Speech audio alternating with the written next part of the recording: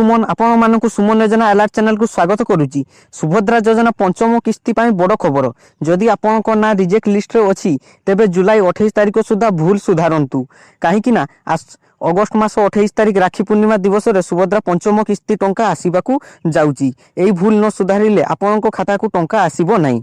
ओडिसा रो हजार हजार महिला सुभद्रा आवेदन रिजेक्ट होईची किंतु अधिकांश जानि नाहंती काहेकि रिजेक्ट हला कि केमिति ठीक करिवे।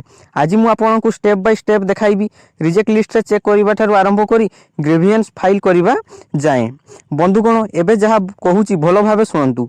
पंचम किस्ती में सरकार प्रस्तुति हेउचंती किंतु केउ मानक ना रिजेक्ट लिस्ट रे अछि केउ मानक खाता को टंका आसीबो नाही। लोक माने बारंबार मेसेज और कॉल करूचंती मो ना काहेकि रिजेक्ट हला मु तो सब डॉक्यूमेंट देइथिली किंतु सठिक उत्तर मिलु नाही। आज मु आपण मानकु बताइबी रिजेक्ट लिस्ट रे केमिति चेक करिवे केउ तीनोटी कारण सबुठु बड़ अधिक रिजेक्ट हेउची एवं नुआ ग्रेवियंस रिड्रेसल मॉड्यूल व्यवहार करी 15-45 दिन भितर निज नाम केमिति ठीक करिवे।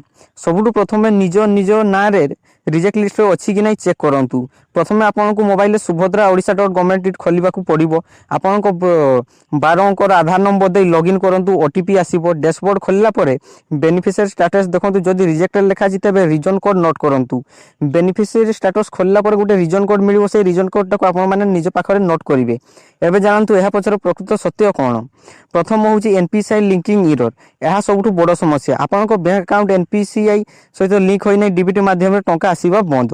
द्वितीय होउची नेम मिसमैच।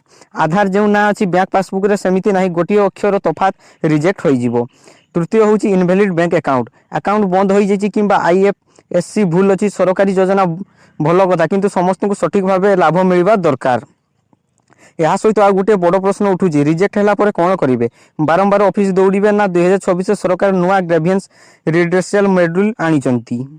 प्रथम होउची एही स्टेप बाय स्टेप देखंतु। प्रथमे सुभद्रा ओडिशा.गवर्नमेंट लॉगिन करी ग्रेवियंस सेक्शन को जानतु। एप्लिकेशन नंबर दियंतु। कंप्लेंट कैटेगरी सिलेक्ट करंतु। आपनको समस्या क्लियर ओडिया रे लिखंतु जेमिति मोर नाम आउ कोड देई रिजेक्ट होईची। आधार ना XX बैंक ना YY डॉक्यूमेंट अपलोड करंतु। Aadhaar bank passbook rejection screenshot दरंतु। सबमिट कला पर ग्रेवियंस रेफरेंस नंबर मिलबो एहा को सेव करंतु।